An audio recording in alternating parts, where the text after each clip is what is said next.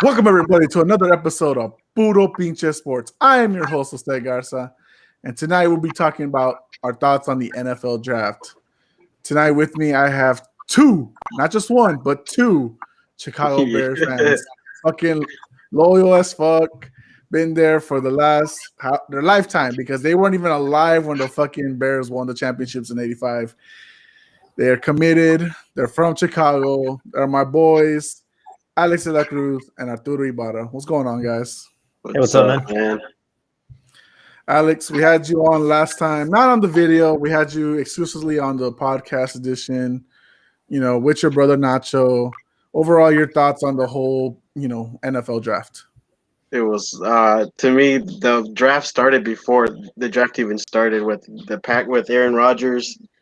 It's a whole deal going on. That, for me, as a Bears fan, that was just like perfect. Just stirring up the pot, and then of course what happened with the Bears, Justin Fields, that was awesome. And Art, your overall thoughts? Honestly, I think we were texting the whole time. Dude, it was crazy though, because I was trying to get some school done and everything, and then I was like, the draft's tonight, and I was like, all right, I have to watch it. But I think the best thing was just your reaction when the Bears traded up, because we did say, the Patriots going to trade up, the Patriots are going to trade up. And guess what? Giants changed. They traded up their 11 pick, and your dream was broken. That I think that was the best thing. Y'all can go suck a fucking lemon. And yeah, so let's just get started. We're not going to go with that one to start things off. We have to start with the traditional number one overall pick, Trevor Lawrence to the Jacksonville Jaguars. Sunshine himself, if you've seen Remember the Titans, you know the fuck I'm talking about. If you don't, go watch it. Badass movie. Alex, we knew it was gonna happen. We talked about it on the podcast. Overall, your thoughts on the Jaguars full drafting, this season. It wasn't just Trevor Lawrence. They also got God damn it, I don't know why I'm blanking out right now. You know who? ATM. Yes, there you go. What are your overall thoughts on the Jaguars? They had a pretty good draft, honestly. I feel like they did. They got some insurance from. I know they got a couple. Didn't they get a couple linemen also? So they got Walker Little in the second round, and then they also got, tight end on the fifth round for Luke Farrell. But that's about it. I think they drafted pretty well, honestly. Trevor Lawrence is, like I said, I seen the dude play live here in San Antonio a couple years ago, and that dude's legit, man. I think he's gonna do good things for the Jaguars. With him and Urban Meyer, they'll be pretty set for this year. Are they a 500 team or are they a playoff team? I wouldn't say playoff right now, but I feel like they'll get there to 500. All with cool. the 17 game season, I feel like they will. Oh, and real quick, Alex, can you lower down the volume a bit? I can hear myself now. That could be B, but just a little bit. Art, your overall thoughts on the Jaguars overall, picking up Trevor Lawrence, Travis Etienne, all the good stuff there. I think we all knew he was going to go number one, just from the NFL season. The way that they played, and they wanted to get that number one away from the Jets. But Trevor Lawrence is a good pick and everything. I was just hoping, what would happen if he doesn't go number one? It would kind of throw up the whole draft scenario. But I guess the way that they picked him up and everything kind of just fell down the road. The second and third pick, we kind of knew who they were going to go to. Number three, third pick, not so much. Number three, we were like, we didn't know. We were like, oh, who? The magician, they were just trying to get us off the scent. But it's kind of crazy, though. I know they picked up ATN, and they have Robinson. So I think we discussed this, and it's going to be kind of like the same scenario that they had in Cleveland, with Kareem Hunt and man, why are we blanking out today? I don't know. It's the rain. It's the rain. It's been raining all freaking weekend. The last 4 days. It's just Nick Chubb. There you go. Yeah, Alex, your thoughts on that? The fact that the Jags decided to go with Travis Etienne, very well chemistry with Trevor Lawrence, but they already had James Robinson, who had a breakout year for being an undrafted pick. What are your thoughts on that? I mean, to me, it's always good to have two solid backs. It's always good to have two solid backs, and I feel like Travis Etienne is a good third down back. And it's just like two-headed monster. It's always good to have that type of running backs in your backfield. So in this case, I guess we're seeing Chubb is Robinson, or Robinson is Chubb, and ATN is Hunt, right? That's where we're going with. Yeah. Okay, well, they're definitely if that's the strategy that Urban Meyer definitely goes for, that's a huge threat. We definitely saw how the Browns were dangerous last season. Definitely getting more wins, not putting all the pressure on their quarterback. Clearly, Baker Mayfield needed to get his confidence back, and now Trevor Lawrence will start out his career with the right coach, with probably the very good set of weapons. Wide receiving core probably still needs some work to do, but other than that, best of luck to Trevor Lawrence and his future, because it's the Jaguars. They're owned by the Khan family. They're trash for a reason. If the fucking football team doesn't work out, there's All Elite Wrestling, AEW. The Khan family owned that too. So good luck to them. And of course, now we move on to number 2 pick, Zach Wilson, who miraculously, still to this day, I will not know, but there's experts out there who know better. The BYU kid moved up to the number 2 spot over Justin Fields, over Mac Jones, over Trey Lance. Art, your thoughts on the Jets draft this past weekend, and did they get better? Did they move up, in your opinion, to be a threat to the Bills in the AFC East? So, first off, the pick, it just reminds me of the Trubisky pick whenever they picked him up, and he beat out a lot of people just to be number 2. So to me, that's kind of what it reminds me. It's a little salty, and it still hurts. But overall, I mean, they don't have a quarterback right now, and it's gonna help them out. They can shape him to whoever he wants. They did get him some weapons. I mean, it's I guess they're rebuilding though. So the fact that they were able to pick out specific people out and use it for their benefit, new manager, new GM, and everything that's going through, it's a rebuild. So who knows, man? They might be better than the Giants this year. That's probably a far stretch. That's for sure. They're not. If you're the Jets, the Mets, the Nets, until this year, if your team ends with ETS, you're pretty much the shit show of your fucking state. Alex, we knew it was going to happen. You explained very well in the last podcast why you thought that it was the right pick for them. But overall, just like Art mentioned, do you have flashbacks that it's a Mitch Trubisky pick? And of course, do you think, again, I'm going to ask you again because this time it's video, where it's not on the audio this time. Do you think it was a mistake to let go Sam Darnold and not go for something and not just keep him? I think it was time to cut ties with Sam Darnold, honestly. You see what you already kind of seen what he did in the past. He had too much turnovers.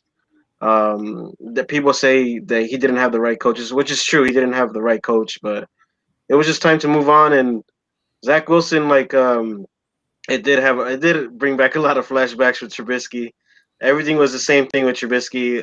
Nobody knew Trubisky was gonna jump up on the draft boards that year, and just like Zach Wilson, he jumped off the charts. But I hope he has a good career there in the Jets. I honestly do, because I still feel for that with that. So much as Zach Wilson reminds you of Trubisky.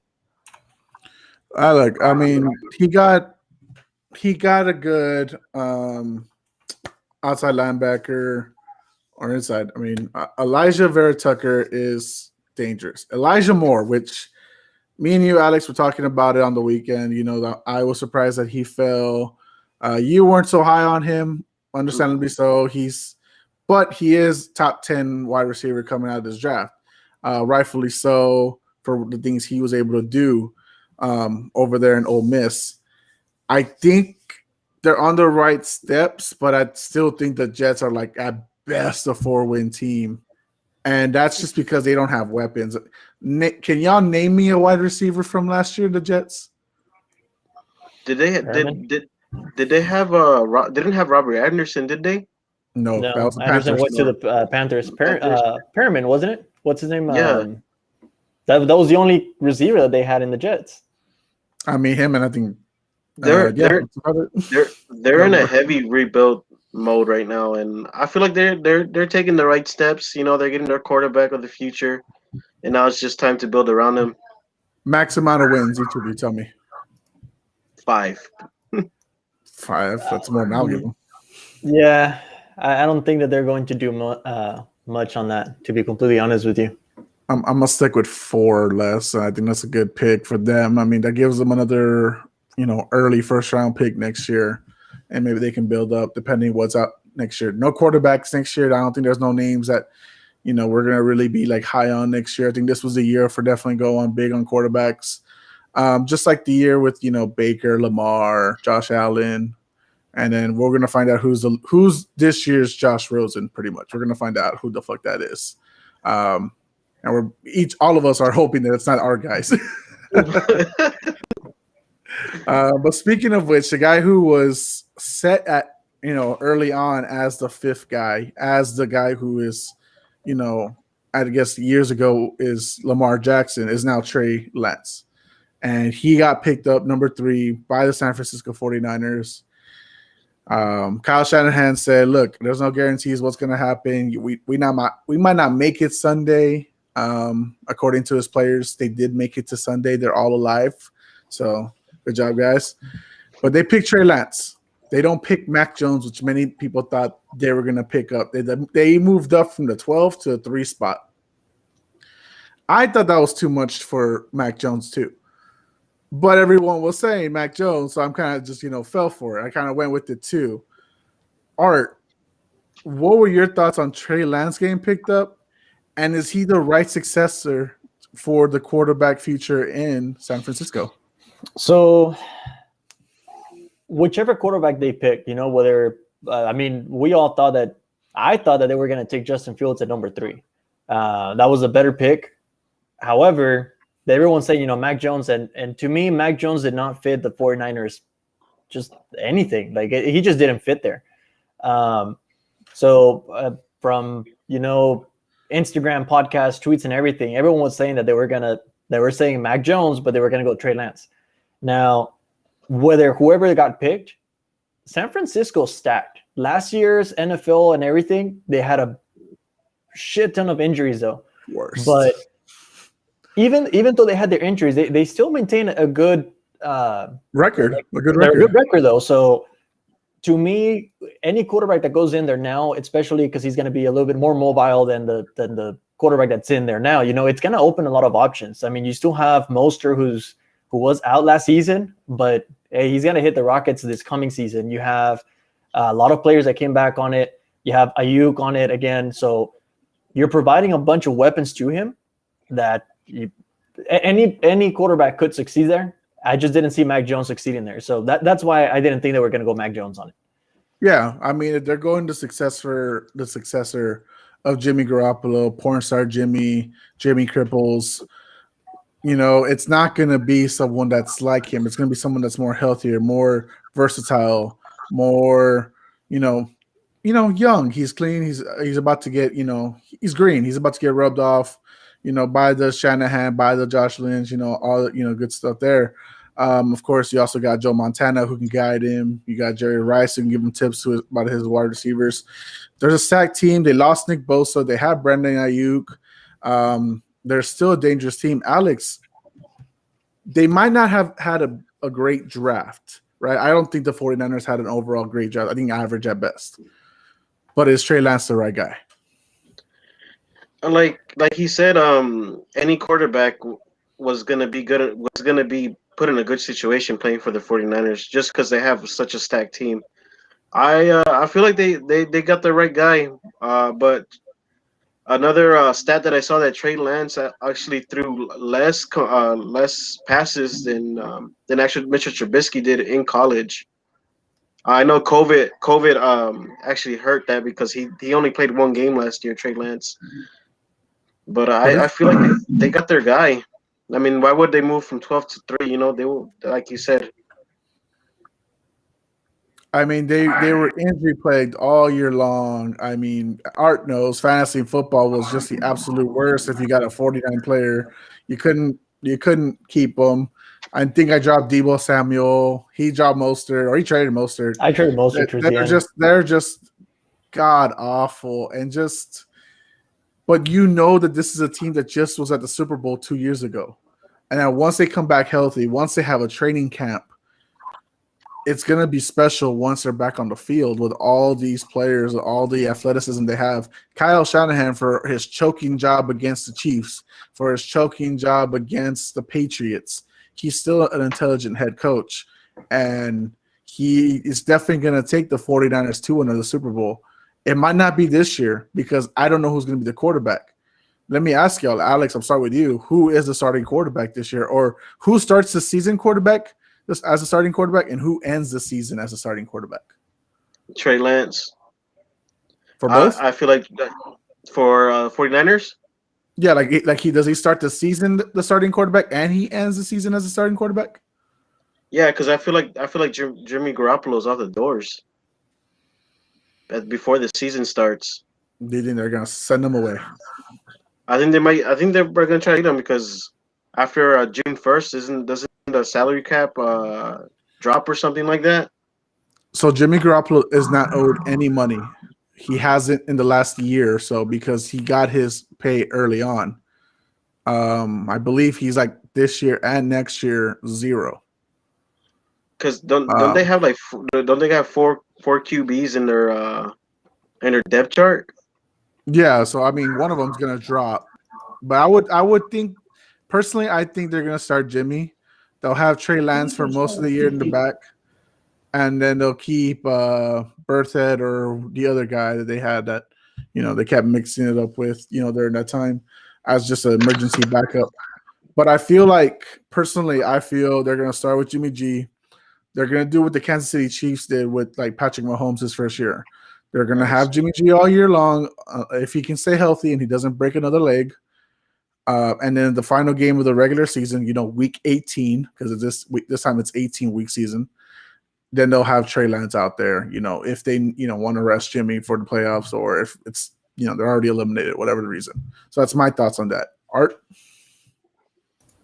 So right now they have 5 quarterbacks actually. So it's Jimmy as a starter, Trey Lance as the second, and then they have Nate, Josh, and Josh Johnson as their thirds, and on and on. I don't know who the heck they are, but I think it's going to be a similar situation with what we saw with Miami last season, where Fitzpatrick was kind of, it did some steam and everything, and they were on a winning streak, and then they kind of put Tua in to see what he could do. It was kind of a back and forth kind of thing. So I have a feeling they might do that. I don't think they're going to let him go right now. And if they do, I have a feeling Jimmy might end up in the Patriots. That's what I've been hearing a lot, that he may go back with your lovely team and Mac Jones. Nah, his number 10 is already taken by Mac Jones. It's not gonna happen. And the second they drafted Mac Jones, it confirmed Jimmy G was no longer in the picture. To me. But we'll talk about that once we get to the Patriots. Yeah, like I said, my thoughts, I think Jimmy will start the season, but I don't think he'll be the starter at the end. I think it'll be Trey Lance. Something's going to happen. He's going to get hurt, or they're just going to go ahead and bench him and put in Trey Lance. But, because Jimmy G has earned, the starting role. As much as we talk shit about, the fact that he can't walk, he doesn't stay healthy on the field and shit like that, or he's in the streets with his porn star. The fact is that this man, when he's on the field, they're a winning team. They're above 500. They're a threat. When he's off the field, they're shit. He led them to a Super Bowl, regardless if you want to say, oh, it was just a running back. It was all this other stuff. He had to win some of those games by throwing. It wasn't just that, because that was the case. Why didn't they do much better this past season, right? So I think they'll give Jimmy the benefit of the doubt. And I think if he struggles, breaks a leg, whatever, Trey Lance, it's your time. You're about to crush it. We know it. Actually, you know what? On the podcast, I said I had my doubts. I thought he might fall to the Raiders. Prove me wrong. I hope he does great. I hope he has a fantastic career. Prove me wrong, Trey Lance. Prove me wrong. 4th pick, Kyle Pitts, tight end. Most likely the most athletic player coming out of the college, the best player in all, or that's what he was slated as, coming into the draft. Was he the right pick for the Falcons? Alex, I'll start with you.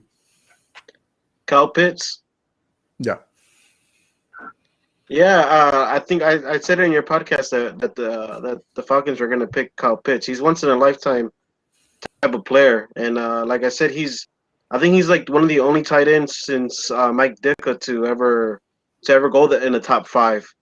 And if you haven't seen that guy play, I mean, he's an athlete, man. He's a freakish athlete. I think that's a perfect pick for him. And like I said, Matt Ryan was balling out at the end of the year. And I think he still has a little bit more juice. I think they did all right for that pick. Your thoughts? Yeah, I know. Same thing. It was a perfect pick for him. Matt Ryan, like he said, like Alex said, he still has juice in his tank. And I saw today that they did pick up a quarterback, an undrafted free agent on it. So they're looking for it, but they're kind of playing it. Okay, Matt Ryan still has it. We have some weapons here. Let's use them. Let's give him another chance. Let's see what we can do, and let's train that quarterback in. Let's not kind of throw him in right now. They're not in the situation where they needed a quarterback.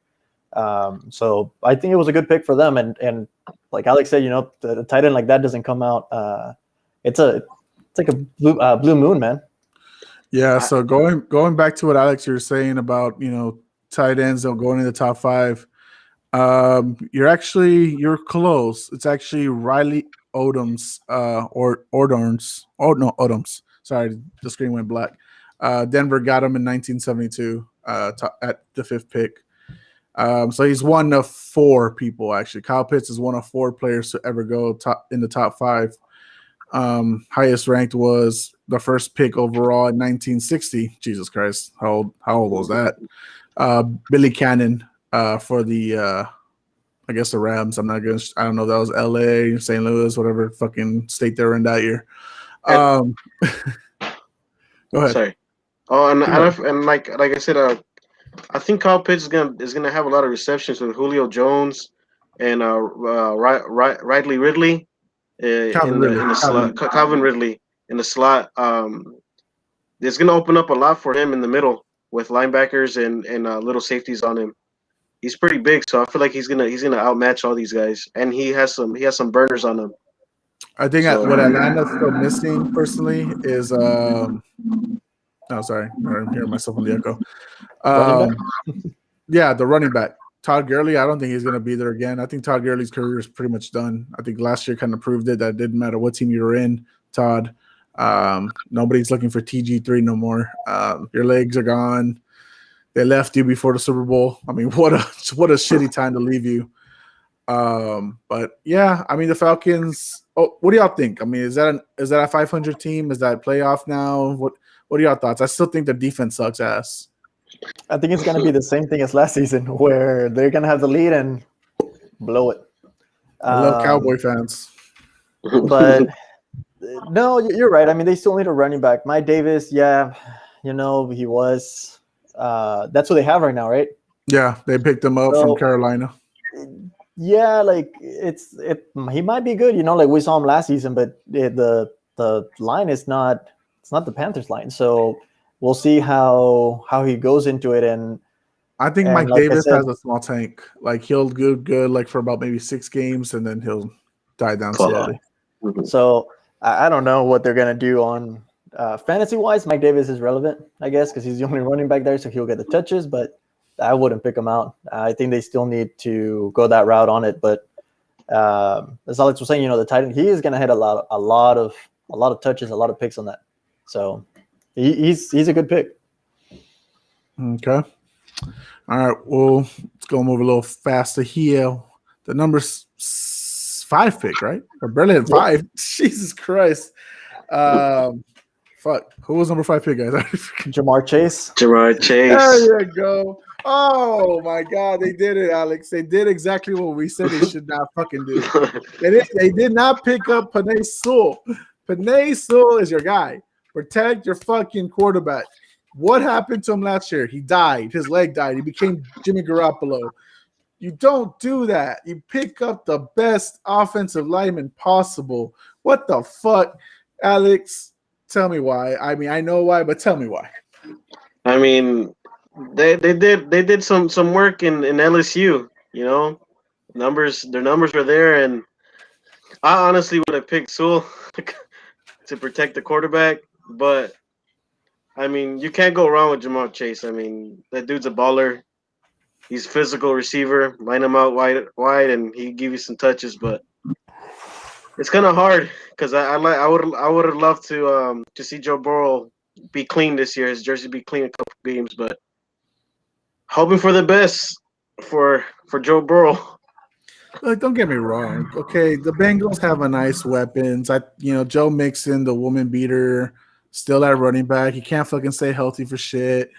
They got some good, offensive weapons. The kid they drafted last year for for wide receiver. Their core is gonna be nice, right? Like it's all well and good fun there, and they did draft Jalen Mayfield on the 3rd round. But come on, this is Penei Sewell. Penei Sewell's going to protect your boy. He's going to make it possible for Joe Mixon to run and not die and, be hurt like every freaking year. I mean, I know Jamar Chase and, Joe Burrow did wonderful things 2 years ago when they won the National Football Championship. And all good fun. But that's why they're still the 4th team in the freaking AFC North. Not even the best team, the 4th team. Because they haven't proven to be like anything better. There's a reason why they went 5th still. They still sucked ass. And if you don't have an O-line, which I still say they don't, you ain't going anywhere. It's Penei Sewell or Buzz. I mean, Art, your thoughts, because I'm just going to. No, I agree with you. After everything that happened last season and that injury, I would have expected you learn from that. Like, hey, build your O-line. Yet again, I feel like after that, I don't know. This whole draft just seemed like a lot of let's reunite a lot of old players. It's gonna help us as weapons. Let's make options for them. They have a chemistry going, but at the end of the day, college football is not the same as the pros. It's a different. You have a little bit more competition from some defenses and everything. So, it was an okay pick. Yet again, I would have hefted up my O-line. But yeah, there's chemistry. If there's chemistry there, I guess. No one's disputing Chase's athleticism, his talent, his pass catching skills. Art, do you even think he was the best wide receiver coming out of college? No, I don't think so. I think the Heisman winner might have been better on that end for him to go before him. But like I said, it was chemistry. They were going for chemistry. They were just trying to give him some tool that he's known, and he knows how he's going to catch. He knows how he's going to contest the catch and everything, So I would not have gone with a wide receiver at that end, at that high. Like I said, I would have gone with Sewell. But Alex, was Joe Burrow the influence of this pick? Did he choose this pick? And realistically, I feel like he did. I feel like this was his pick. He would have loved to have his ex-college teammate on his team. I mean, who wouldn't? Who wouldn't want their ex-teammate on their team? And I mean, honestly, I think this was his pick. I think it's fine for what it is because it's Joe Burrow, his boy, where he won a championship in college with. It's just a mistake. And that's another 4 or 5 win season for them. Joe Burrow said that he doesn't like losing. He's not used to losing. Well, guess what, man? These kind of picks are – you lost the knee, and these kind of picks are going to give you L's. Like if this was Kyle Pitts, I might be arguing different because of the talent that Kyle Pitts brings and stuff like that. And maybe you can make him into a blocker as well, the same way you use with Gronk and Kelsey and you've used with Tony Gonzalez and other stuff like that. But that's not who they got. I'm giving about 4 or 5 wins for them next season at best. And that's like wins against like the Jets and shit like that, whoever they play.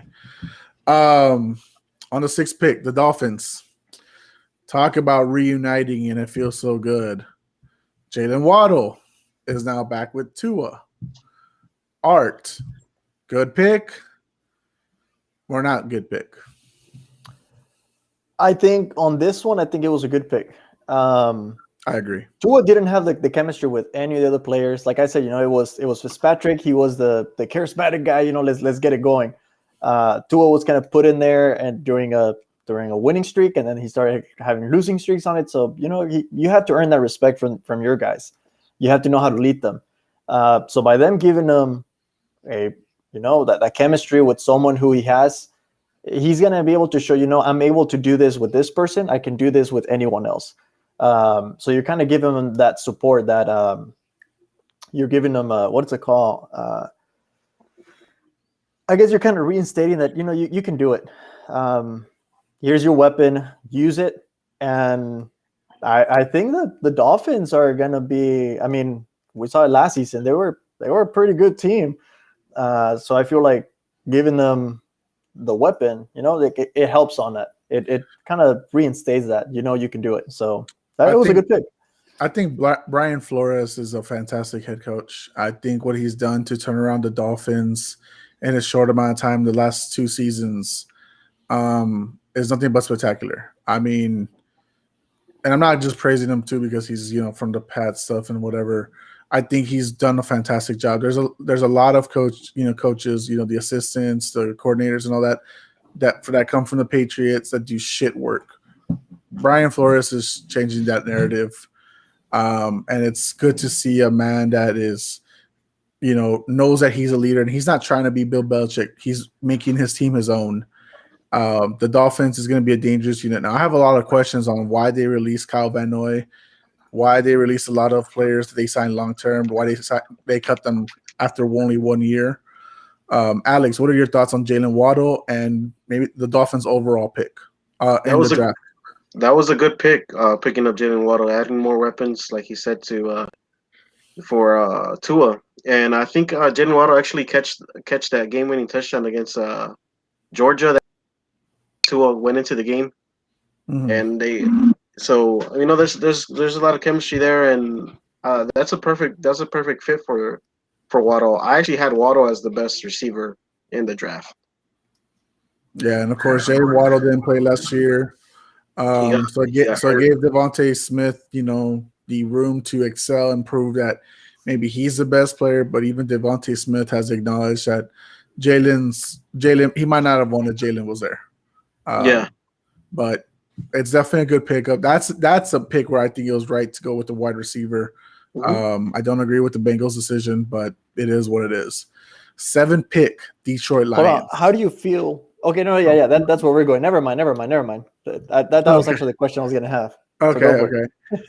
Detroit Lions got the right guy. Penei Sewell is a monster, and if you're going to have a trash-ass quarterback in Jared Goff, at least allow him to prove that he's better. He's not trash by giving him more time and giving the running backs, giving Kenny Galladay more time to be able to, make shit happen. Penei Sewell, right guy for the Lions. Alex, your thoughts? That was a perfect fit playing in the NFC North when you got a lot of good pass rushers in that division, and you need somebody to protect Jared Goff. That's a good pick for them. They still got Galladay, and maybe you could do a few trades or pick up a few weapons during the season. But you finding an offensive lineman like that, you're never gonna find one in the trading block or anything like that. So they got a good pick with that. I think when we discussed it on the podcast, this was a heavy, offensive line, great players coming out in the first, second, possibly third rounds. But Penei Sewell is definitely the top guy. Art, your thoughts on this? Does this make the Lions even slightly better record-wise, or does it keep them still in the same spot, but at least moving forward in the right direction roster-wise? So I think they move in the right direction. Now, Kenny Galladay's not with the Detroit Lions anymore. He's with the Giants. Oh, I forgot about that. So and Marvin Jones is gone. Exactly. So your starters are Tyrell Williams and Breshad Perriman. So that's even worse than I thought.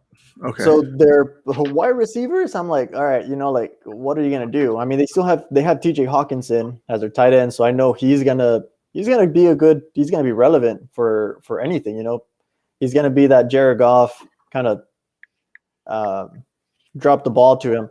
But what I'm kind of surprised, after picking him up, and we talked about, if the Bengals had gone with this pick, it would have opened the line for their running backs to do it.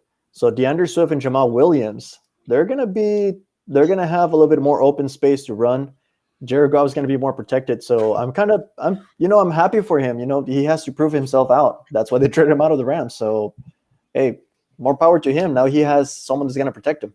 Yeah, I completely forgot Kenny Galladay is now not with them anymore. The Giants, right? You said? Yep. Better than the Jets. Wow, that's actually surprising because I forgot about that. There's so much news that goes on and shit like that. But the fact that they have Kenny Galladay, the fact that they have the guys that they have, and the Giants still drafted a wide receiver. I mean, we'll talk about that later, right? Because that's a little odd to me, right? But okay.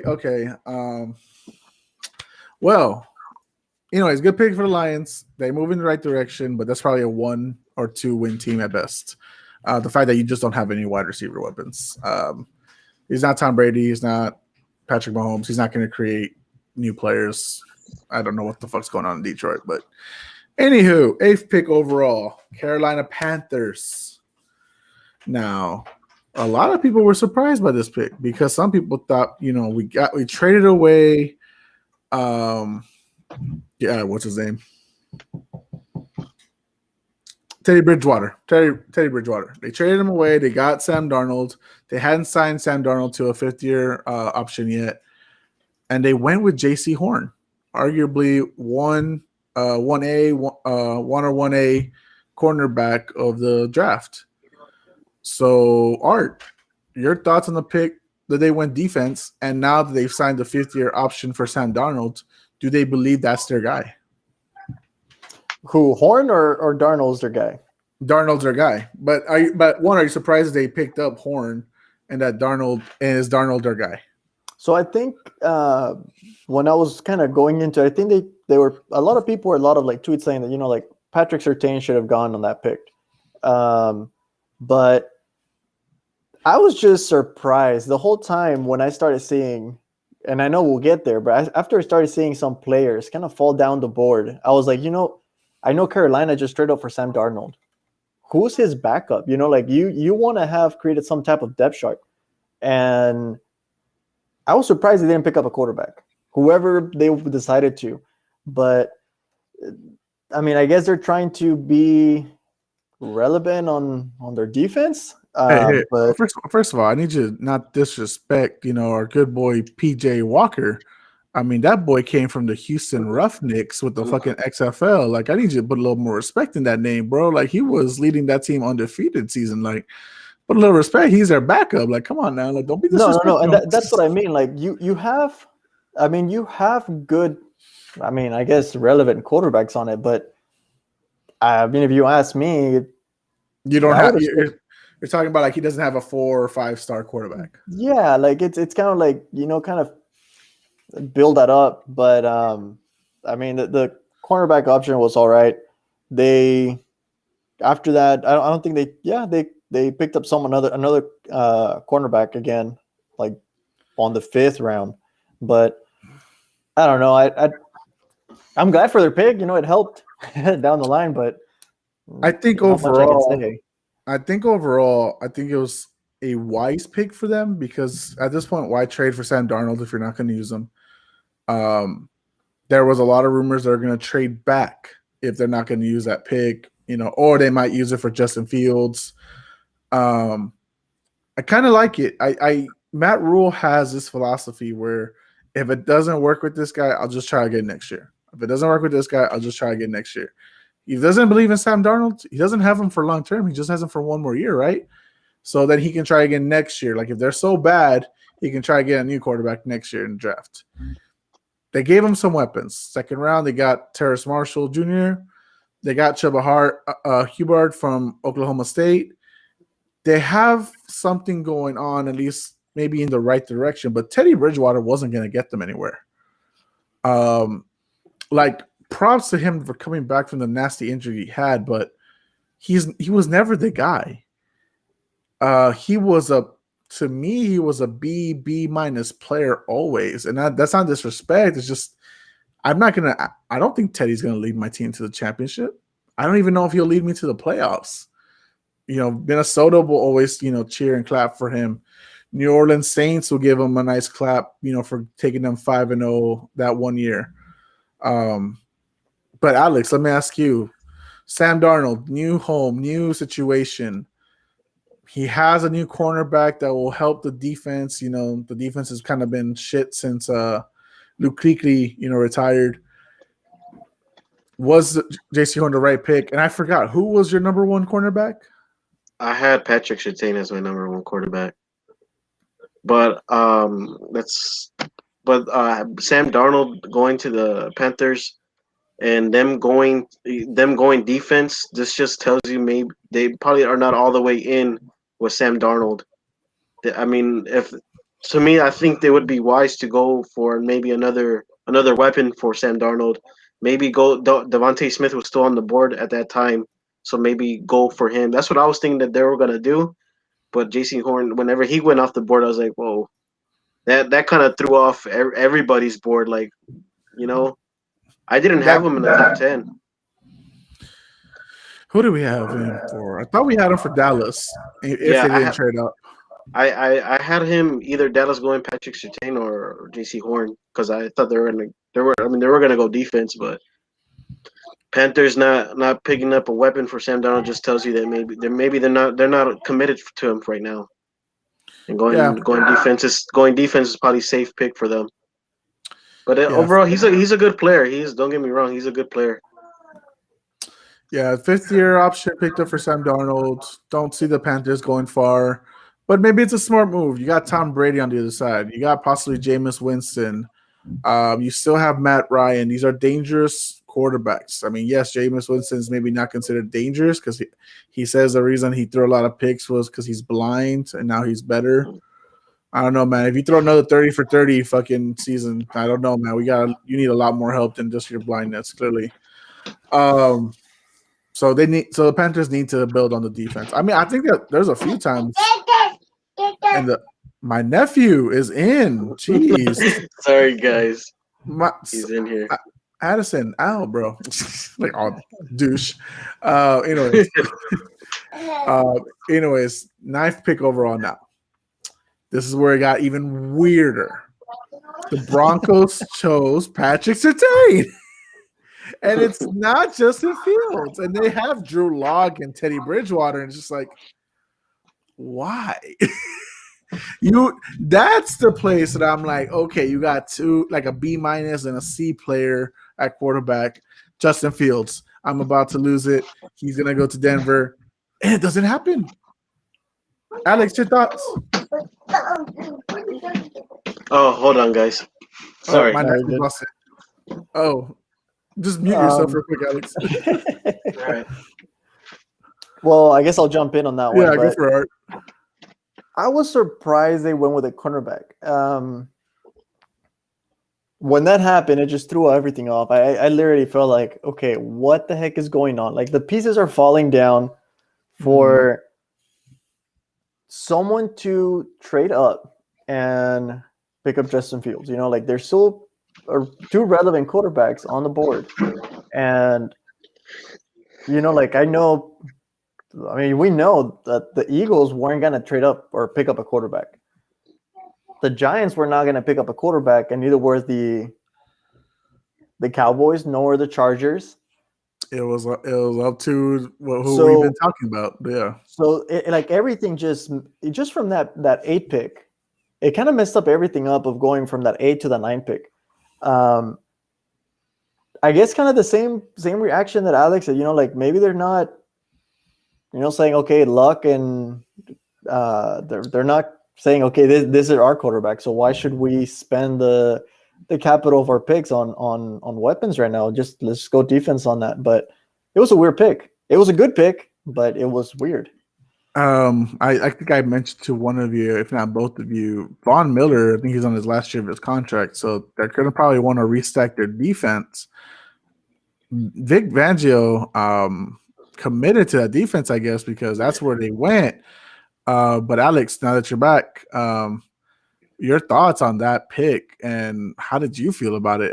Were you surprised it wasn't Justin Fields? Yes, I was surprised it wasn't Justin Fields. I think everybody thought it was going to be Justin Fields. But maybe the Broncos know something that they know something that we don't know. Maybe Aaron Rodgers no, I don't want to say it, but you don't know, I'll say if you don't know about the drama with Aaron Rodgers, he wants to go to Denver supposedly, and that's coming from Mark Schlereth, a Broncos legend, I'll say. He says that Aaron wants to go there and they have a trade ready. They just need the Packers to greenlit it. Now, of course, they can't do it cap-wise until June 1st. And as y'all can see at the bottom of the screen, these are two Bears fans, who are happy about the drama in Green Bay. We were just happy when it started. We were like, all right, we can do with Darnold as our quarterback as long as there's no other contender there. Yeah. You mean Dalton?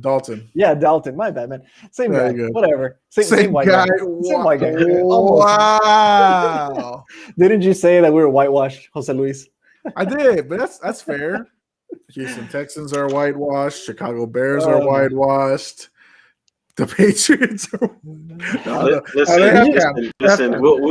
We could have Uncle Rico as the Bears quarterback, and we'll still love him. It'd be the first Hispanic y'all got.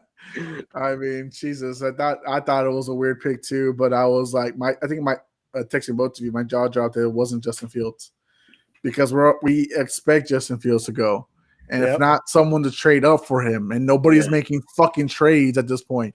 I think it will stand still. Nobody had made a trade yet, and it wasn't until the next pick, the number 10 pick, we finally have a trade, and it's like it doesn't make sense that they go quarterback. I don't think the Eagles are trading up with the Cowboys, which again, I'm surprised the Cowboys accepted that trade. But I guess it's Philly, yeah. But I guess it's because they took away picks in the third round and other rounds from Philly to make it happen. I guess in a way, like, okay, you can have your guy, but we're going to take some of your picks. It's still weird. Cowboys. I wish I had a Cowboys fan on here to like how they feel about it, but it's odd.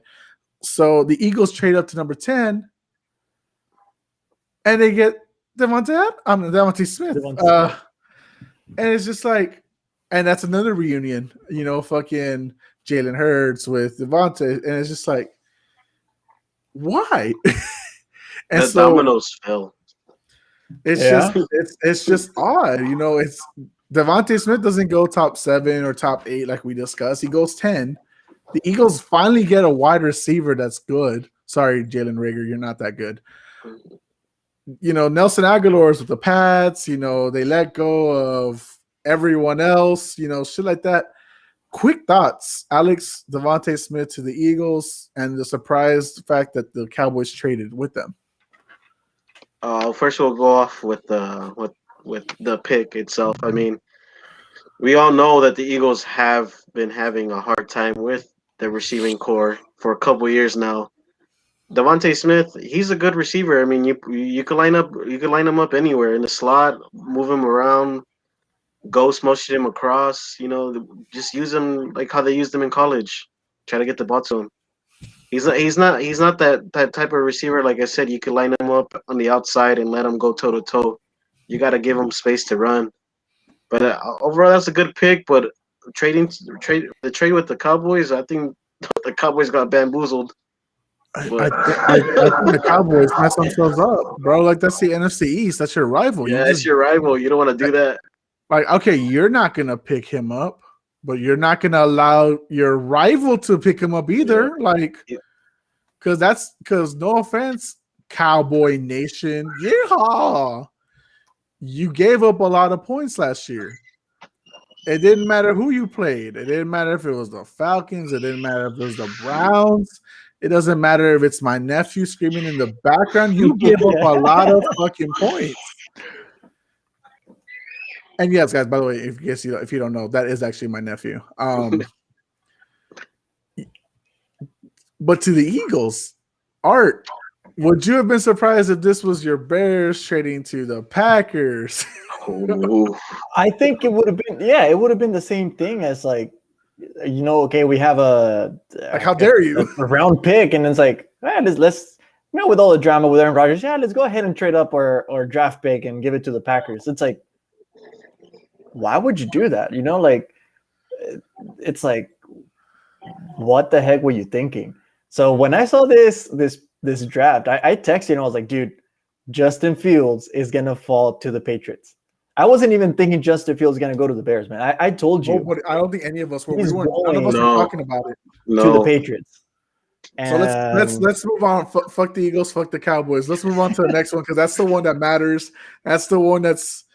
I wanted Justin Fields. I wanted it so bad. Like, y'all don't understand. Like, I think he's a fantastic talent, and I think the fact that people were knocking on him so badly for no effing reason, the fact that he went fourth at the fourth quarterback off the draft, it's stupid as fuck. I wanted the Pats to trade with the Panthers. I wanted them to trade with the Broncos. Move up, do something, make me happy. Nah, your reaction on text, man, it was crazy. Like, I'm looking at the text messages right now, and it's like, damn, the Eagles just traded up, and we're like, shit, they're gonna take Fields. Nothing. And then it's like, dude, all right, you're gonna get Fields now. Someone has to trade up. It was less seconds. It was literally like the 7 minutes had gone down for the Giants to pick, and it said, alert, alert, the Bears traded up. No! I think I told you, I was like, no one's gonna trade up anymore. And out of nowhere, it's like Bears trade up for number 11. I was like, dude, I literally started shaking. I was like, damn. I was like, they're gonna pick up. It was Fields. Like, they can either pick up Fields. There was nothing. There's no. Or they can pick up Mac Jones. So I was like, quarterback. They would not go Mac Jones to 11. No, but I was like, I think I even joked with you. I was like, dude, it would freaking I would die if they trade up. No, and they pick up a fucking tight end. And I told you that. I was like, they're stacked at tight end. They should just draft another one. But I was not expecting to trade up. And when that number came in, I was like, holy hell. Like this is my time to roast Jose Luis for life. This fucker named Arturo Ibarra, who gets married later this year, and I'm going to ruin his fucking wedding. Just note, brother. Just note. You went on a fucking comment spree on every Justin Fields draft pick and said, "Oh, my boy is salty. He's a Pats fan. My boy is salty." Shit like that. Whatever. I'm not quoting it correctly. I put it on as my story and all shit like that. But this fucker was just trolling. This hoe was trolling the fact that he knew I wanted Justin Fields. And there was no sign except for Jay Williams from ESPN saying on Twitter saying the Bears should move up and get Justin Fields. And I was saying, no. There was nothing saying they were going to move up. There was nothing saying the Giants were going to let it happen. And once again, the Giants fucked me over with some stupid shit. Like, how dare you? You didn't need to do that.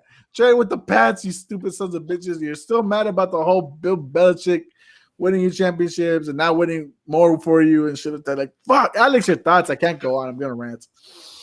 Okay. I remember telling you the day we were talking in the podcast that the Bears were going to make a splash in this draft. They had to. Matt Nagy and Pace are on the hot seat. And if they wanna keep a job, they need to make a splash in this draft. And boy, did they make one by drafting Justin Fields, man. I remember texting you. I was like, man, I don't know why, but I have a feeling they're gonna mess up again, and they're gonna draft Mac Jones. And then I saw that name come across, like, holy hell, they made a big splash, man. And I didn't know they were gonna go Justin Fields. I just felt like they were gonna make a splash, but man, they made a big one. So I'm trying to look for a.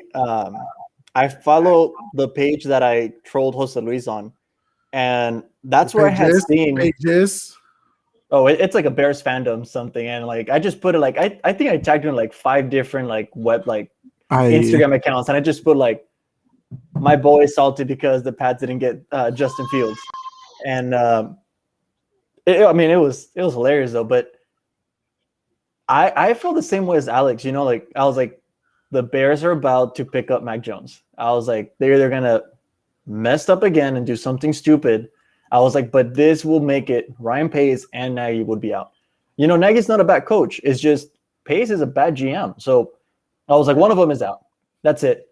And the fact that Nagy can still be a bad coach because he fucked up Trubisky, because Trubisky at least took y'all to the playoffs, and it just went downhill from there.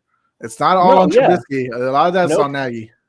No, Trubisky was he was a good quarterback the first year that he was there. But yet again, he was a mobile quarterback. Second year.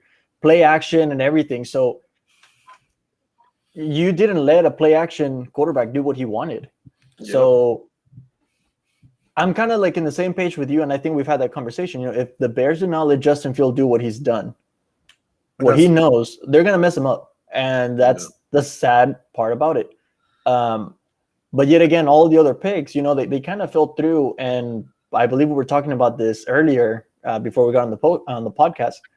The past drafts that the Bears have had, and looking at the NFL tracker from CVS and how they grade them, all their picks are like tight ends, running back, a bad defensive. Why did they trade up? Like this year, they wanted to make a splash, and it's like, I'm making a splash so I can save my job. That's to me what it sounds like.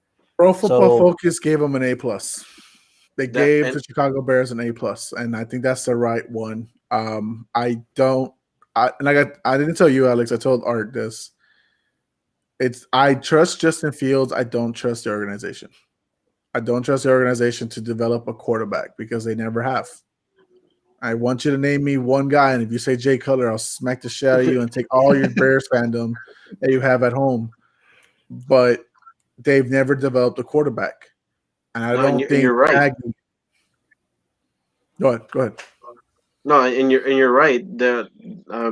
We never had, you know, one of the top quarterbacks in the league.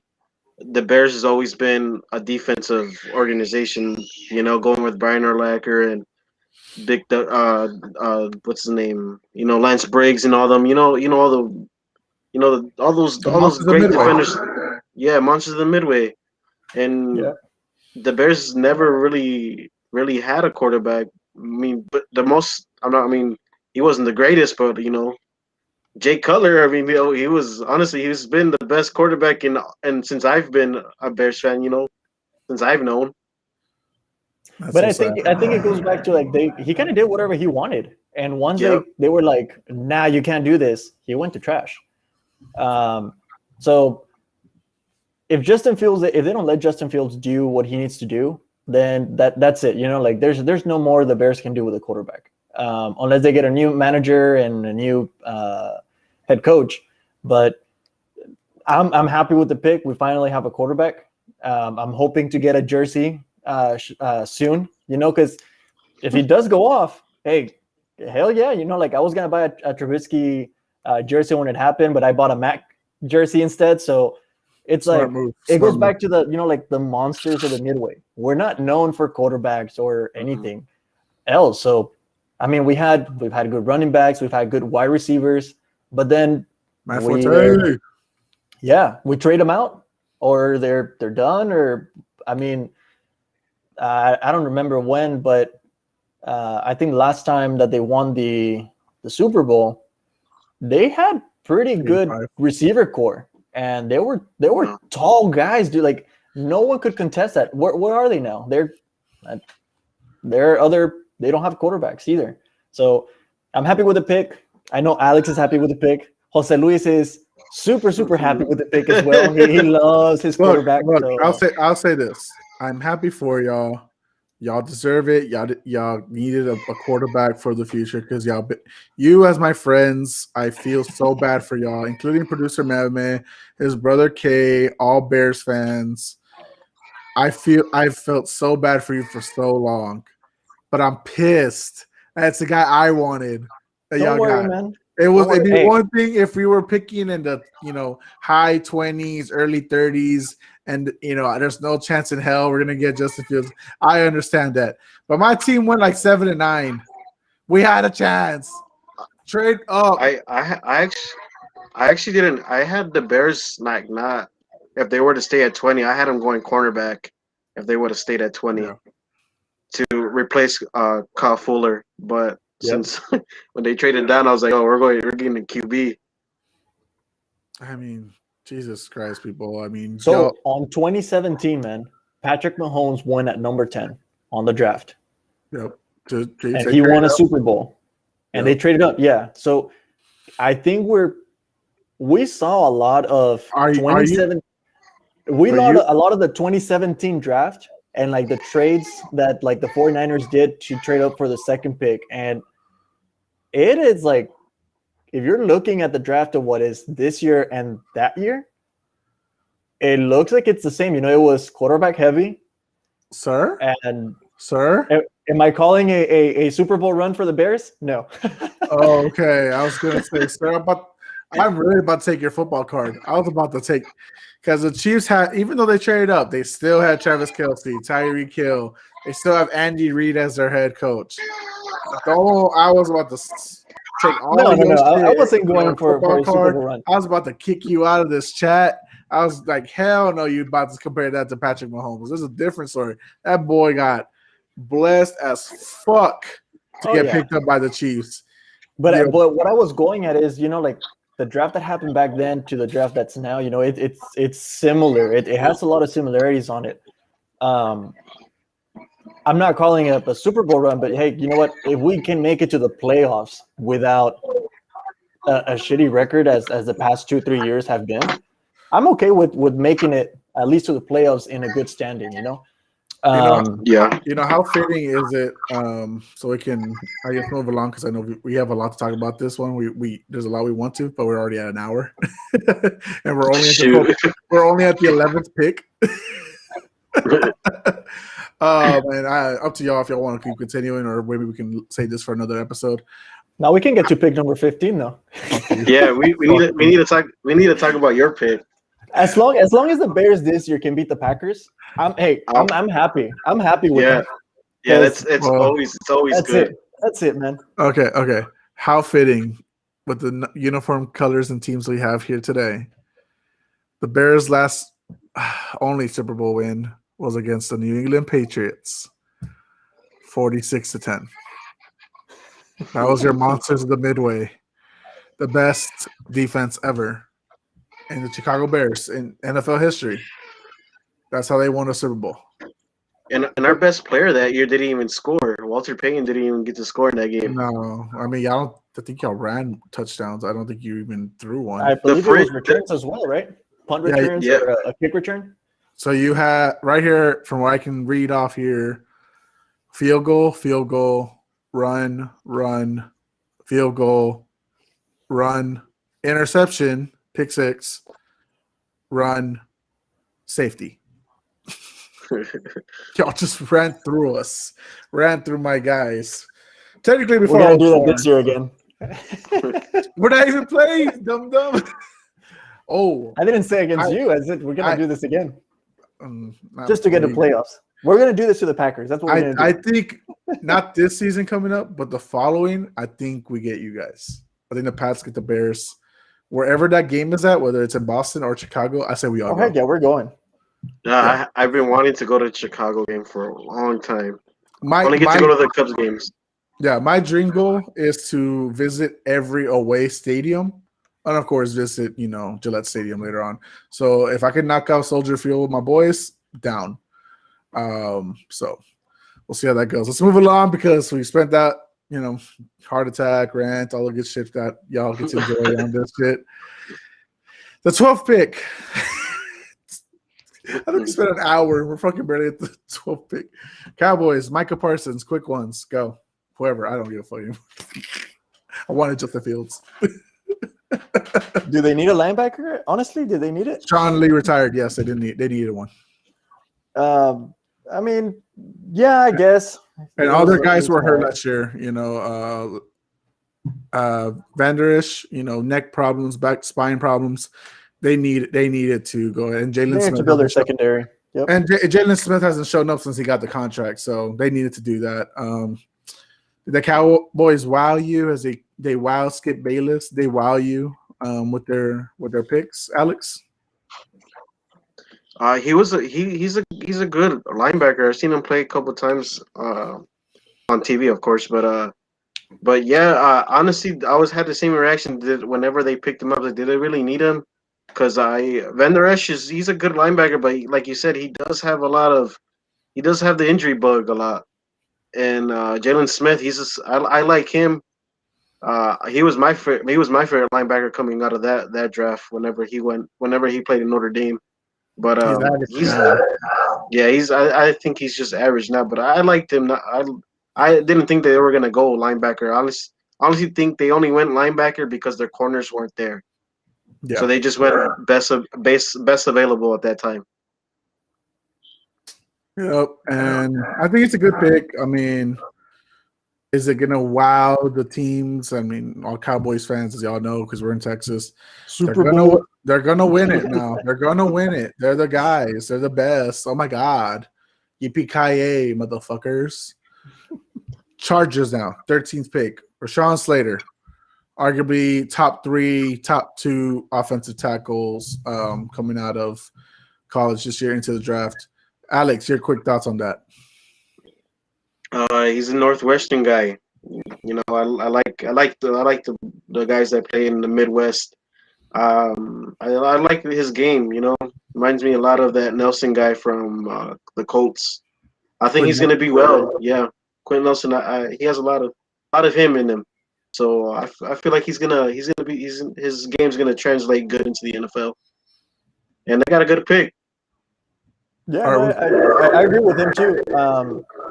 I think this is the move that the Cincinnati should have done. You're building out your O-line for your quarterback, and the fact that the Chargers were able to do this for Herbert without trading up or anything, hey, he's gonna be happy on that. So it was a good pick for them. I think Justin Herbert's a fantastic kid, gonna have a bright future. Please never cut your hair again. You look like some fucking army brat who didn't make it. Where you got some parental issues possibly. I know that's how I felt about when he cut his hair. I thought that was very weird. Or he looked weird afterwards. 14th, the Vikings. Now they said actually the Vikings had just reported today, or the rumor is that if Justin Fields had landed at 14, they would have picked him up. Do y'all agree that would have been a good pick? And actually they traded back, and the Jets came back and got Elijah Vera Tucker. So actually, we'll skip the Minnesota talk for now. And we'll get to what y'all have been waiting for. No, just to go back to that, number 14, it was a good pick. And the Jets, yeah. Like the Vikings did, like they said, if Justin Fields would have fallen off, they would have picked him up. They didn't need anything at that pick. So, hey, it was good for them to trade back. Jets, yet again, they did what Cincinnati should have done, build up your O-line, that's your defense for your QB, and the fact that they picked at number 2, and then they're picking at 14, at an offensive line, hey, all right, we're gonna protect you, we're gonna do whatever's best to do what we didn't do with Darnold, pretty much. Yeah. So, hey, that was a good pick on it. A good trade. Alex, same thing. Your thoughts? Yeah, I think the Jets learned from what happened in the past with Sam Darnold. They got their guy at number 2, and they did pretty good with picking up an O line. You know, I think that was perfect pick for them. And that And ends the the depth Vikings, of round. yeah, and if the Vikings really thought Justin Fields was going to be there at 14, I mean, come on. I mean, the Pats thought that. I didn't. I didn't think that. I keep saying it. Y'all not listening to me. I keep saying that. I thought they should have moved up. I knew he was not going to be far back. Oh my god. Okay, Art, you can mock me, or you can do whatever the fuck you want right now. It Mac sucks Jones. that you didn't get your quarterback, but Mac Jones fits the Pats offense still. He's a pocket quarterback. I know. He's not a mobile quarterback. And if they would have drafted Justin Fields, it's like you have Cam Newton, and a lot of people are saying, Justin Fields shows a lot of similarities to Cam. So why do you want to have two similar type of quarterbacks that like to run and everything? And we kind of saw that last season with the Patriots. Most of their touchdowns were running in, and they were by the quarterback. He didn't throw the ball that much. Yes, he was sick and everything, and he was out, and he wasn't the same after coming back from COVID and everything. But their offense is not. It wasn't built for a mobile quarterback. It's for an in pocket. Let's get our wide receivers out and someone get the ball out. And we saw that at the Houston game. He couldn't do that. He can't throw. He could not throw. Yeah, because you were there with me along with my brother-in-law. Look, the Pats had made some moves off season. Crazy moves. Hunter Henry, Jonas Smith. You're right. You're probably absolutely right. Mac Jones is going to be probably the right guy. He's coming off the Nick Saban game plan. He's coming off Alabama, Crimson Tide. He's coming off the right mindset that is fit for a Bill Belichick team. I still wanted not Mac Jones. I wanted Justin Fields. I wanted Justin Fields. And here's why. For as much as we talk shit about Cam and his only, he's only really a runner. He's an inaccurate thrower. I think we could say different about Justin Fields. Justin Fields is a much better accurate passer, a much better than Cam was, and he's not coming into the league being a big, guy, a big Mac truck that freaking Cam was coming out of college, entering the league. Justin Fields is a different type of player, and I think he could have ran the plays that Belichick could have wanted. They could have made work. Now, I don't hate the Mac Jones pick, right? I think Mac Jones is fine. I just don't think I think it's the same way with the Teddy Bridgewater stuff. He's not the high caliber player that he'll be. He's going to be mid with Belichick, maybe high mid, level quarterback. Will he lead the team to a Super Bowl? I don't know yet, and I guess I have to wait to find out. Alex, your thoughts? I think Bill Belichick got his guy. That's the perfect guy for that system. Bill Belichick runs, or should I say Nick Saban runs the same system that Bill Belichick does. Yeah. And Justin, I know Justin Fields was your guy, but honestly, I don't think Justin Fields would actually fit that system. A 3-step, stay in the pocket, read 1, 2, 3. That's kind of what Bill Belichick, all verticals, and I think that's a good pick for them. Matt Jones played behind Tua and Hurts in Alabama. A lot of people don't know that he was their backup, and they're like, well, if he can't beat them, how's he gonna fit into this NFL? But he's one of those quarterbacks that they don't really make no more. You really don't see that anymore. Everybody now tries to have those guys that could get out of the pocket, with the Patrick Mahomes and the Lamar Jacksons and all that, and that's what a lot of people like. Everybody likes flash. But Bill Belichick is old school. He likes those quarterbacks that could stay in the pocket and throw it down the field. He likes his discipline. Yeah. But here's the thing too. If Edelman can come back and unretire, just play 1 or 2 seasons with Mac, I think we would see what Edelman would do, what he was doing 2 seasons ago. with Brady. He's But not- he can't come back. They don't have. no, he an can come Edelman. back. But He- I know what you're saying. Like he would have been Mac Jones's Devontae Smith. Like he would have been able to do a lot of things that Mac Jones loved to do with Devontae Smith last year. Edelman's not healthy. We don't know who will be the next slot receiver or whatever they need right now at wide receiver. Patriots have the Lord. It's Nelson Aguilar, our wide receiver one now. I mean, who do we have? N'Keal Harry, first round bust. Kendrick Bourne, I actually like him, but he's a wide receiver 2, wide receiver 3 at best. Jacoby Myers, undrafted, long run. Actually, we saw what's his name? Oswowski. Yeah, Gunnar Oswowski, his family. We saw him at Houston. We didn't say hi or anything. We didn't want to insure it or anything like that, but we saw them there, especially since COVID was all tight and all that shit. That core is still weak, but the tight ends, animals, and maybe that's what he's going to focus on. And of course, you still have Damian Harris at the running back. You brought back James White for one more year. Your pass catching running back. Sony Michel, they're going to let go.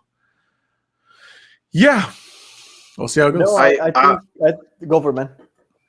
Oh, I was just gonna say, Matt Jones, he's a quarterback. He's real, like you said, he's real disciplined. If you look at his stats in Alabama, he doesn't turn over the ball a lot, and I could see why Bill Belichick, really has high praise on him, because him and Nick Saban talk a lot, and he's real disciplined with the football. He doesn't turn it over. He doesn't really turn it over as much, and that's one thing about Matt Jones that I really like. He's real disciplined in reading his keys. If it's not there, he won't throw it there. You know what I mean? I feel like Hunt and Harry might become the slot, but we might see a lot of Jonas Smith, a lot of what he did with the Titans and Tannehill with Mac Jones, though. They might utilize him the same way, but yeah, you don't have a. I mean, I love your wide receiver 1, right? You're stupid. Look, I mean, they're gonna try to recreate Aaron Hernandez, Rob Gronkowski with Hunter Henry and Jonas Smith. 2 awesome pass catchers, 2 awesome blockers.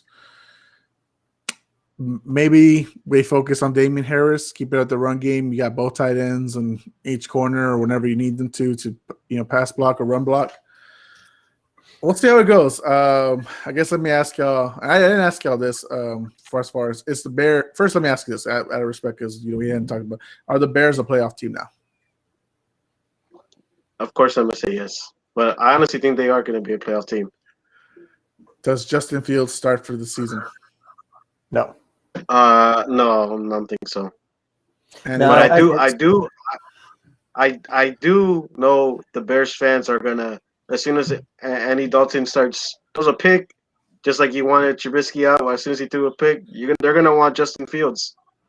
They're And gonna I want to think see him. that's the right mindset that you're talking. Like Matt Nagy it's a quick shooter. Like, hey, Yeah. you don't work, hey, get out and let's put someone else and we'll move the offense. Like I said, I don't think they're gonna I don't see them going to the Super Bowl, but I do see them getting to the playoffs the right way. And I think that's gonna be something that as Bears fans we're like, all right, like we finally have a contender team that can actually get it to the playoffs, beat the Packers, beat the Vikings. Like it's something that every time we played someone in our division, the quarterback choked. So I feel like Justin Fields won't do that if they let him do what he wants to do. But I don't think he's going to be the starter number 1 from day one. I think Dalton might play 1 or 2 games, and they're going to put Justin Fields in afterwards. I think Jose and I kind of talked about Nick Foles and how he's going to play into. I don't think he's going to start. Quarterback 3. I think he may get traded out for something else, or they might do something. But I don't think he's going to do anything. I think you're right as far as Andy Dalton only lasted maybe 1 or 2 games. I think he's going to have that same experience that what's his name had with Baker Mayfield when Baker Mayfield was drafted by the Browns. Tyler. Yeah, the man who got stabbed in the lung last year, so he couldn't play, and Justin Herbert comes in. What a bad luck for him, right? I think that same situation. I don't think they're going to stab Andy Dalton in the lung or anything, right? Or collapsed kidney, whatever it was. I think that they're going to bring him in, Justin Fields, and look, this is you franchise tagged Allen Robinson, and you're lucky he signed it.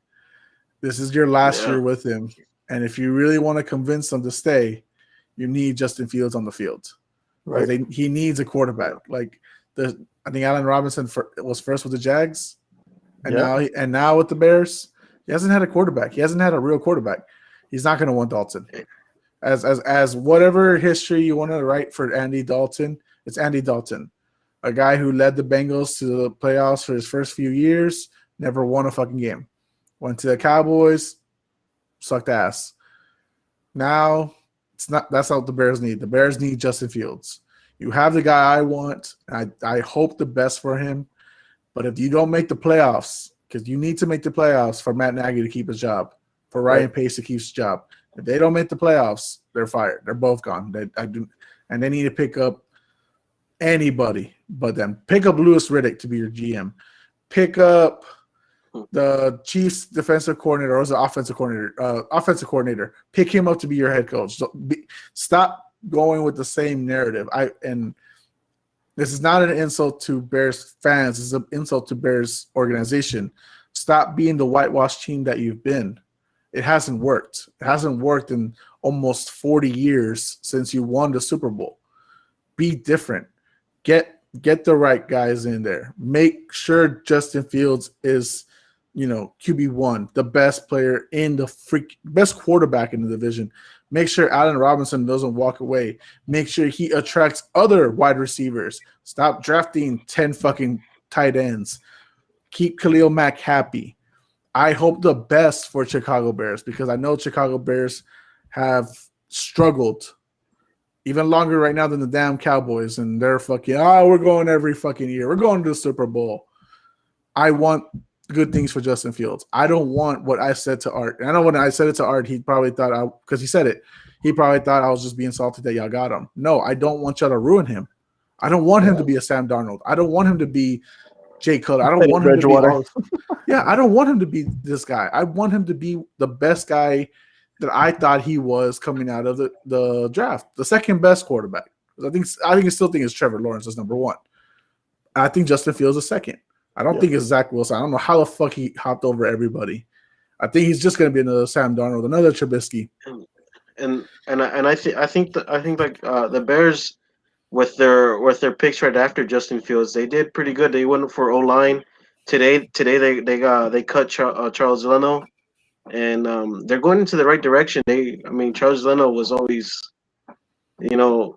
I loved him, but man, he gave up a lot of sacks in the years before, and with them going with O-line, the following picks after Justin Fields, they're hopefully Ryan Pace is he's committed to Justin Fields. And here's what I see though, like if Dalton plays the first two games and they don't change Justin Fields out, I think we're gonna have a similar narrative to last NFL season, what we saw with the Texans and the Jets. The GM and the manager might get fired during the season. If they don't play Justin Fields after doing the picks that they did, I believe that they will fire the GM from that. And yet again, like I said, Matt Nagy is not a bad coach. I mean, the first year that he coached, he took us to the playoffs and everything, but we lost because of a kick. Well, it got blocked. Be fair. Well, it got blocked, but then hit the pole 3 times and it bounced off. So annoying. I mean, be happy that it was tipped. It was blocked. It still hit the pole. Like, be happy that it went that far to give you a slim chance, even after it got 3 slim chance, man. Hey, man, the pinky and the ring finger, bro. That's all it took. That's all it took. I feel like Ryan Pace has a lot of saying on what Nagy does, and I feel that if nothing works out and Pans gets like, hey, you're done. That's it. Matt Nagy may be able to do what he did that first season that he was there. If he's able to do that, then we may be talking or having a different discussion on it. But I don't see anything happening else. Y'all need Eric Bieniemy. Y'all need Eric Bieniemy. I think Matt Nagy is awesome. He's a good offensive-minded coach. The first year he was there, you were seeing some formations whenever they played the Packers that first year that you didn't see, like whenever they land up in a three running back set and a 3-point stance. Going back to the olden days, just to respect the Bears organization. Like I said, Matt Nagy's a good offensive coach minded, but it's just that he gets too much in his head and he wants to do it his way. When we saw it last year, when Trubisky's is not that type of quarterback. He's more of a one read, and if it's not there, take off. Play action type of quarterback. All right, And so you said, Justin Fields, let him play his ball. No, let him play his game. So Alex, you have the Bears as a playoff team, right? Always. Yes.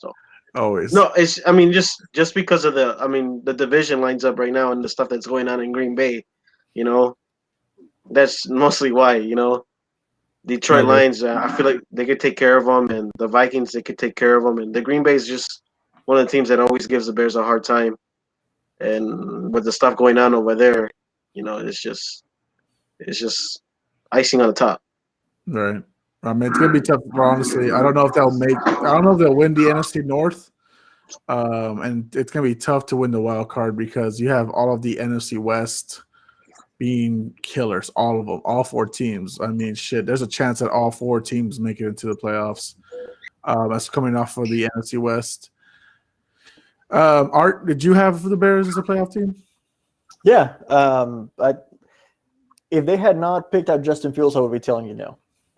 Even as a heavily diehard Bears fan, like I would have told you, if they did not pick up a good quarterback, that's it, man. Like it's another screw up year of watching someone play and Robinson's out next year, and that's it. Yes, we have a good, but wide receiver core and everything, but what's the point of having good wide receivers and likely good running backs if your quarterback sucks? That's the leader of your team. And if you don't have a manager that's able to, hey, okay, let's let the playmaking and everything go the way, then the defense is not going to be happy. You can't just win the games with defense. And they're a great defense, but you need to, after an interception or a sack or something, like you need to respond, and you can't run it back every time with your defense. All right. And if Justin Fields is the starting quarterback and they do the right thing by him, I think they do become a playoff team. I don't know if they win the division, but I think they could become a playoff team. But like I said, the NFC West is going to be all over that shit, right? All right. Now, last question before we close it out, because I wanted to ask y'all first out of respect.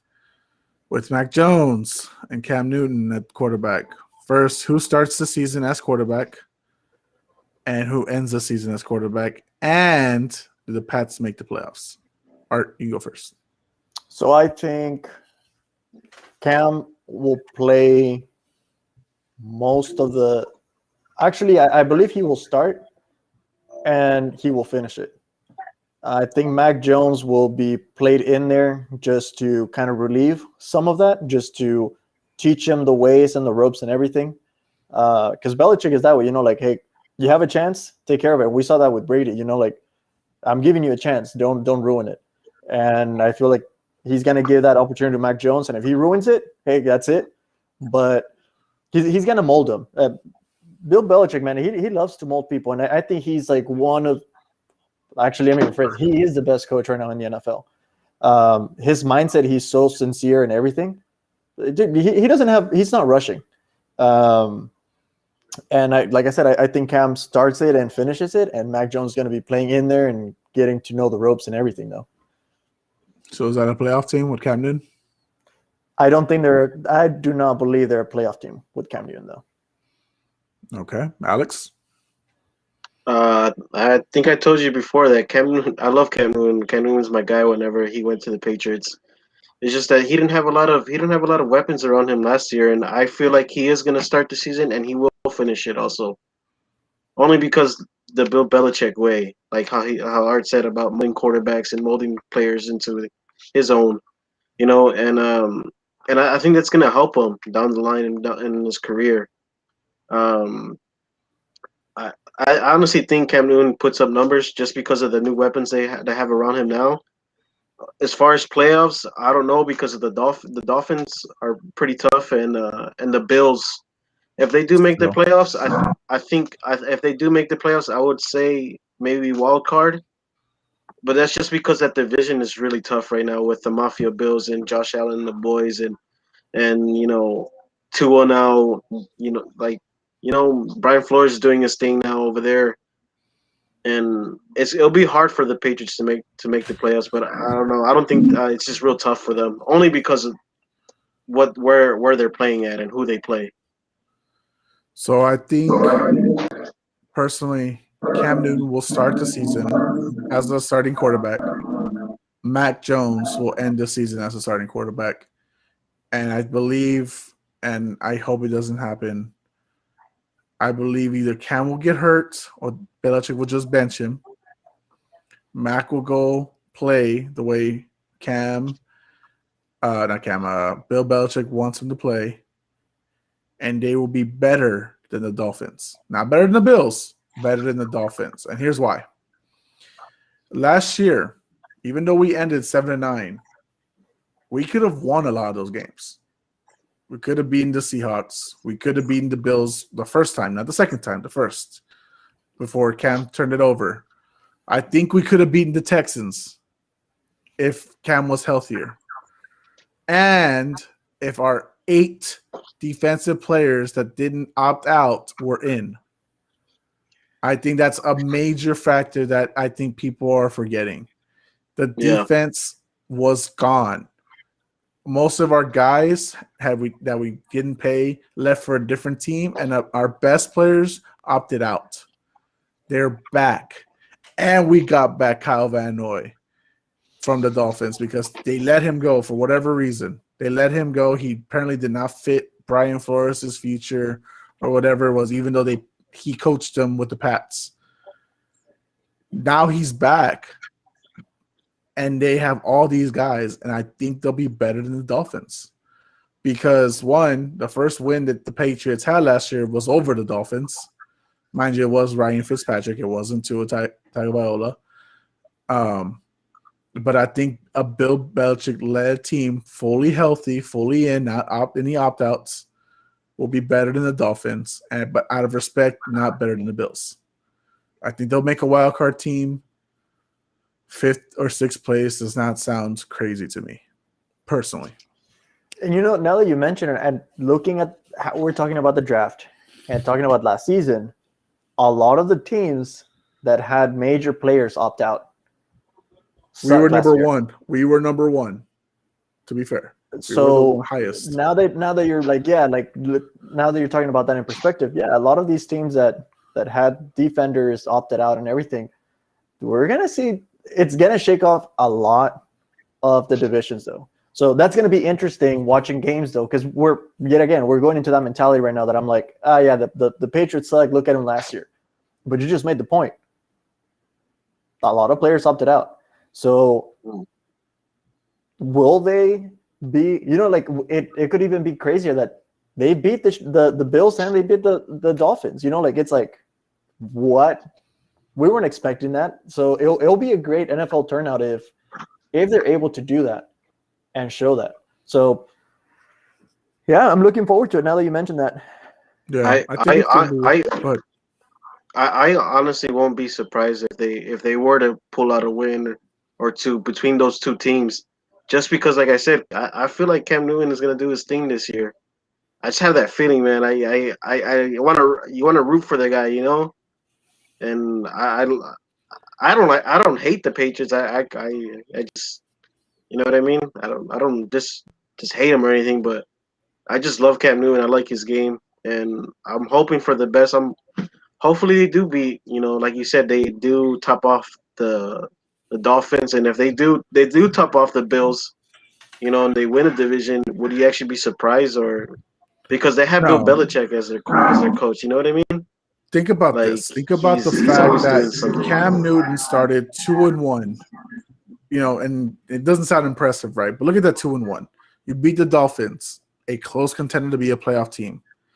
You lose to the Seahawks on the final play, where you just aren't able to run the ball in, or I thought they should have put Edelman in at least to make a trick play, make them think you're either going to throw it or run it. You have those options, not just make it obvious that you're going to run it in. Then you beat the Raiders, who are also a close playoff contending team. Cam gets COVID. That's what truly ruined the rest of his season. I truly believe that fucked him up his body, and I hope he's fully recovered from it and he's better and gets to play a healthy season. Had Cam played against the Chiefs the following week after they were forced to have an early bye week, I think they beat the Chiefs because they were actually doing pretty good in that game. I think they beat, once Cam comes back, I think they beat the Bills the first time around. I think the real record that they would have had they pulled out some squeaky wins, and yes, I get it. It could, also reverse, right? They could have lost. They could have gone 10-6. That's not far fetched with Cam Newton at the helm. That's not far fetched. I just don't know what the patient level is from Belichick this year coming forward. He's had 1 year of Cam, not fully healthy Cam. I think we could all agree with that. But he has the guy that he wanted, like y'all said. Not who I wanted. Who he wanted, and that's who we need. Me and Art, your friend Brian, all other Patriots fans out there, we need to trust in Bill. He hasn't steered us wrong, but he's never won a title without Brady. That's also fair. And Brady's coming off a Super Bowl win in his first year with the Bucs. So we'll see how that goes. So it's going to be a fun season. I cannot wait. I know me and Art will have a lot of fun with fantasy football. Alex, I don't know if you do fantasy football. If you want to join our league, you're more than welcome to. More people. It's $100 buy-in. It's a lot of fun. I would look forward into doing that with y'all. I'm in a couple of leagues right now, but that would be pretty fun. Quit theirs if they're not $100 buy-ins and just join ours. And you get your name on the trophy. That's right. They're wimps. Join us. One of us. It's fun. There's a lot of trash talk and everything, so that's what makes it fun. But yeah. When you got a few fools that just offer stupid trades and then come up with the weakest excuses, and then they get offended about it, but they still stick around and be in your league. Hey guys. Welcome back. Welcome back.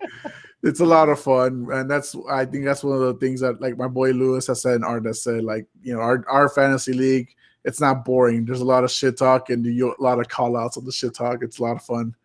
But anyways, let's wrap it up, guys. We're at an hour 37. Good fucking hell. Longest podcast I've done ever. Art, where can the people find you at on the socials? Yeah, man. So you guys can find me on Instagram at beachbum_AI. Should be posting a lot more right now. Finally done with school, getting my master's in May. So graduating, getting a lot more time to actually watch NFL and play some fantasy this week. So this coming season. So it's going to be a lot of fun now. Yes, sir. Yes, sir. And Alex, where can people find you out on the socials? They can find me on Instagram on Alex_DeLaCruz_54. And thank you guys for having me.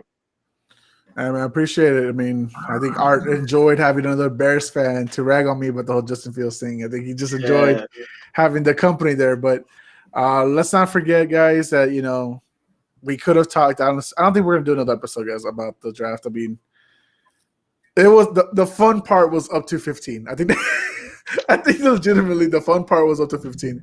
Everything else, we missed a spot. Did you see the reaction of the Saints when they put the draft in for Peyton Turner? Yeah. No, the fans they put the camera on the fans and they were like, did you see the faces of the Raiders fans when they got Leatherwood? No, I did not see that one either. No, that's okay. Okay, let's briefly say, I know we were closing out, now we're not, because I hated the fans that were there. You brought in people who don't even know who the fuck is getting picked up. If it's not Trevor Lawrence, if it's not Mac Jones, if it's not Justin Fields, Trey Lance, if it isn't the offensive weapons, and I'm not talking about the tackles, I'm talking about the weapons. You don't know. This is the reaction I saw from people, and I think y'all saw it too. And the Raiders select Leatherwood. Oh, hey, yeah.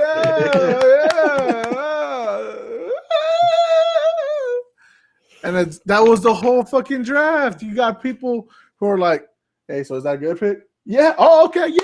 I just bought the shirt outside.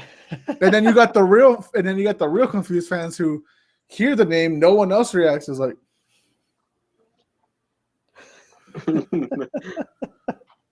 bro, get some real people. Don't get these business tycoons or these people that have money that don't know football out there. You need real fans because that was pathetic. By the way, am I the only one that was confused about the fact that at the beginning of the draft, Roger Goodell said the fans would be announcing the picks, and then they just sit there and don't do anything? Am I crazy? Was I the only one confused about that?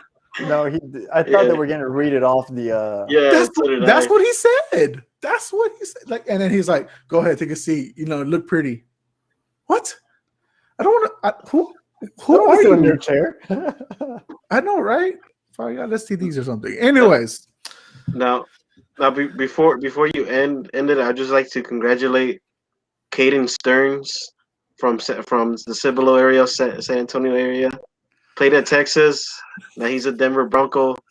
You got to give love to the people that are around the community, man. He was one of the guys here from San Antonio, and now I'm not against that. I'm not against that. But here's the thing, Art. You didn't listen to the podcast with Alex and his brother wrong. Alex called this man a day two. A day two. That means he gets picked up in the second day by round 2 or round 3. When I messaged him and I'm like, okay, currently I think we're at pick, just say blank, whatever, don't matter, right? He's like the 52nd best option left. I was like, he's not going to get picked up in the 3rd round. At best, he's going to get picked up late 4th, definitely early 5th. And that's exactly what happened. So good luck to that safety, man. I hope he does wonders for them. Like we said earlier, Broncos need a reloaded defense since Von Miller's going to be gone soon. They need a quarterback.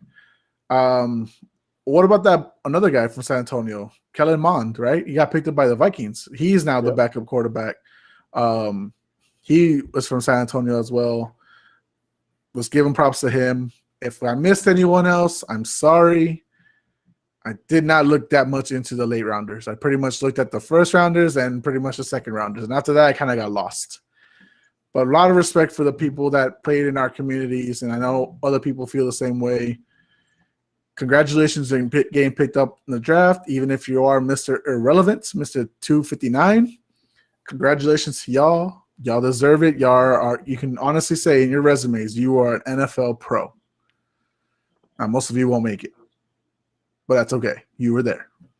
Anyways, I am Jose Garza. We are Puro Pinche Sports. Follow us on Instagram at Puro Pinche Sports Podcast. On Twitter, follow us at Pinche Sports Pod. This is Puro Pinche Sports, and after an hour and 43 minutes, we are